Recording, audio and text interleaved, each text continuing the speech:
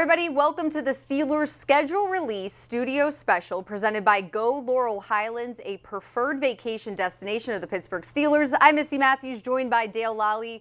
It is what everybody has been waiting for. We have known the opponents. We found out where the game in Ireland was going to be played against the Vikings yesterday, but today the full slate, the entire 2025 Steelers schedule is out. So let's go through it. We're going to take you through it bit by bit, point out some of the different things that are maybe a point of emphasis or something that sticks out to you. But first thing, when you had a chance to see the whole picture of it. Well, I like the fact that they didn't have to play 3 games in 11 days like they did last year. It's very well spaced out when you look at that schedule. Yes, there are some night games. Yes, there's a Thursday night game. Everybody has to do that. But when you start looking at where some of those things fall, it's not that bad. So I do think that they get a much, I'm not going to say it's an easier schedule because we know the strength of schedule with the teams that they play and everything like that. But I do like the way that everything is spaced out and they don't have any of these games, again, where you're playing back-to-back-to-back games or, 3 on the road or anything like that. It's not a bad schedule. No Thanksgiving, no Christmas like last year. So that's not too bad in terms of if you want to be staying at home. But let's look at the first half of the schedule. As we said, the game in Dublin, Ireland against the Vikings, that's going to take place on Sunday, September 28th, 9:30 a.m. in the morning here in the Pittsburgh Eastern time zone. But you start on the road, come home, DK Metcalf, hey, the Seahawks are coming to town, back on the road, but then that Week 5 bye, which is similar to the last time the Steelers went across the pond to London. Yeah, and you look at just looking at those games individually, the Jets, new head coach, new quarterback. You might know him. Yeah, you might recognize that guy a little bit. You look at what the Seahawks in Week 2, new quarterback with a new team. Week 3, you've got a new head coach with a second-year quarterback who didn't start the entire, the full season last year. And then in Week 4, that game there, again, a young quarterback who at that point is going to have 3 career starts under his belt. So if you're looking at it in terms of the maybe strength of the opponent, might be the best time to play those particular opponents. Yeah, similar to, starting with Atlanta last year and what they were able to do. Let's look at the next slate of games. At least for me personally, Dale, Week 5 for that bye, though, just seems a little too early. You like to have it more towards the middle, but there are some games coming up. It's crazy that all of a sudden it's October into November, and we're not waiting very long to finally see an AFC North team, which is very different than last year. Yeah, so absolutely. And there you see two. You get the game against the Browns coming out of the bye. Then you have the Thursday night game against the Bengals on the road, but it's kind of like the mini bye coming out of that before you come home again, and it's a night game against the Packers before you then host the Colts again. So again, I don't hate that portion of the schedule. You got to play Thursday night at some point. It might as well be against a team that you're familiar with, and in that case, they're very familiar with the Cincinnati Bengals. They just picked another team in the AFC North in Ohio. It's not a Cleveland on Thursday night. Not Cleveland on Thursday night. That's all I care about because no matter when you go to Cleveland, it's about 7 degrees. Snowing, snow globe, yeah, the whole 9 yards. But so you head to Ireland earlier in the season. Then this next portion of the schedule is when you make that trip out west to face LA and a Sunday night game. I personally don't love that, but we have seen this time and time again when you're facing this team out there. You know who will love that game? Steeler fans. I would expect we witnessed it. I would expect SoFi Stadium to be completely packed to the gills with Steeler fans for a night game in LA. So that should be a very pro Steelers crowd. Then you come back again with the Bengals, head to Chicago to play the Bears, come back home to face the Buffalo Bills, and again, I'd much rather that game be here than up there. We'll see how that goes. Yeah, absolutely. And I think once you start with that Buffalo game, that's where you're like, okay, it's the end of the season. This is where the NFL wants these, matchups that are going to make it a tall task for every team. It always happens with the division opponents, but those are that's going to be maybe the toughest stretch, I would say, of the Steelers schedule. It's a difficult one. I think the stretch to finish the season might be a little tougher, but we'll see. You got to position yourself. Got to be in position. Right. And let's take a look at those last few games as we round out the end of this 2025 schedule. I hate when you see the Ravens twice in one frame. But I feel like that always happens in some form or fashion of someone in the AFC North.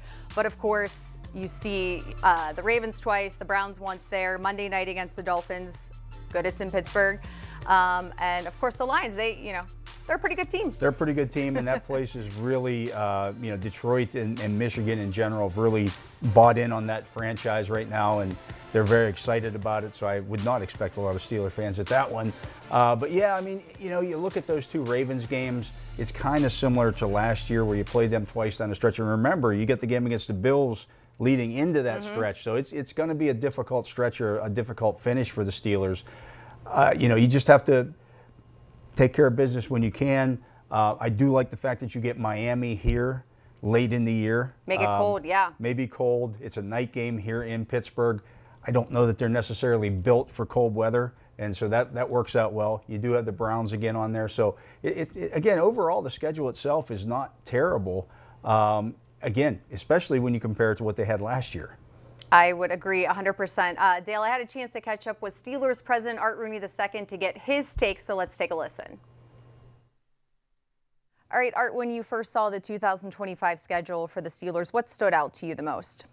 Well, of course, the Dublin game is kind of the headline in terms of the schedule itself. But, I just looked to see kind of where the night games are and the far trips. And so it fell all right. I think the only complaint I have is a night game on the West Coast is always something I prefer to avoid. And we got one of those this year. So these things happen. Yeah, that LA game on Sunday Night Football that you're talking about. So Dublin's week 4, that's week 10. Is it at least good that those long trips are spread out in your eyes? Yeah, it is better they're spread out. The night games are spread out. So I think from that point of view, it works okay. For the Ireland trip, it's been since 2013 the Steelers have gone international. What has changed in terms of how teams prepare to go over, how they go over, different things like that? From our point of view, I don't think a lot has changed. I think we're planning to leave probably similar to what we did for the last international trip. Probably leave on Thursday and practice there on Friday and Saturday, and then have the game on Sunday and fly out Sunday night. So I don't think it'll be too much different from the last trip. But it's been a long time since we've done it, so we'll have to look into what other teams have been doing lately. Yeah, long overdue. Yeah. The bye week is following that. Are you okay with that, or would you have preferred it to be later in the season? I've always preferred the bye week to be a little later in the season, but following that trip, it probably isn't a bad idea to have it then. In terms of the AFC North, we do not have to wait till week 11 to see one of those opponents. How do you like in terms of how that aspect of the schedule is this year? Yeah, well, I definitely like it being spread out a little more and not waiting till week 11 to start the division game. So I think that part of it worked out pretty well. In terms of the final half, Buffalo, Detroit, the Ravens twice, Miami on Monday Night Football, it's always tough at the end. That's how the league likes it. But what do you make of those teams that you're going to be facing in the final push? It's definitely a tough stretch, but some of them are home games, so that's good. We went through a similar stretch last year, so we kind of know, what it's like to have a stretch of tough games like that at the end, and so we know what we're in for and better be ready. And no holidays this year. No holiday games, that's okay too. Is there anything in terms of special features or any events coming up with the schedule that fans should be on the lookout for?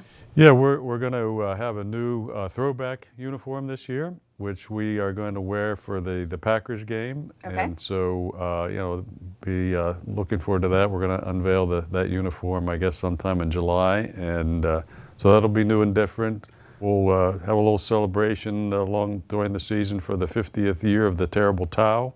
And then, we'll have our usual, alumni weekend and Hall of Honor weekend. Those kinds of things will be spread out through the schedule. All right, Art, thanks for your time. Thank you. All right, I'm excited to see what the throwback uniform looks like for Green Bay, which is one of the Steelers' 4 primetime games. It never ceases to amaze me, but it feels like 4 is the minimum number. We know that flexing can take place, and I think it kind of makes sense, Steelers and Green Bay in primetime. Yeah, and it wouldn't surprise me if that last week of the season, that Ravens game ends up somehow. It happens sometimes. It happens that way sometimes, but we'll see. It's a good schedule. I'll be excited, as you said, to see those throwback uniforms and That should prove some excitement there as well against the Packers of all teams too. We'll see how that goes. But again, I look at this schedule and I think it's much more manageable than what they had to do last year. I mean, it just is. Yeah, no doubt about it. I think, as you said, playing those 3 games so close, 2 of them being on the road, you know how injuries happen and just the fatigue of the season, so we'll see. But I'm excited to go to Ireland. I think for me that's going to be one of the highlights for sure. Oh, there's no doubt. And I would expect a lot of Steeler fans to be in that stadium as well. Croke Park's a great place to take in a game. And, you know, Ireland is a great place to visit. I've been there. I went there when the Steelers went there the last time, and had a great time. The people were fantastic, and I expect just a great showing there from the Steelers and their fans. No doubt. There in LA, as you said, we can expect Steelers Nation and the Terrible Towel 50th anniversary. Dale, thanks so much for your time. We appreciate it. This has been the Steelers Schedule Release Studio Special. Thanks so much for joining us. For Dale Lolley, I'm Missi Matthews. Have a great night, everybody.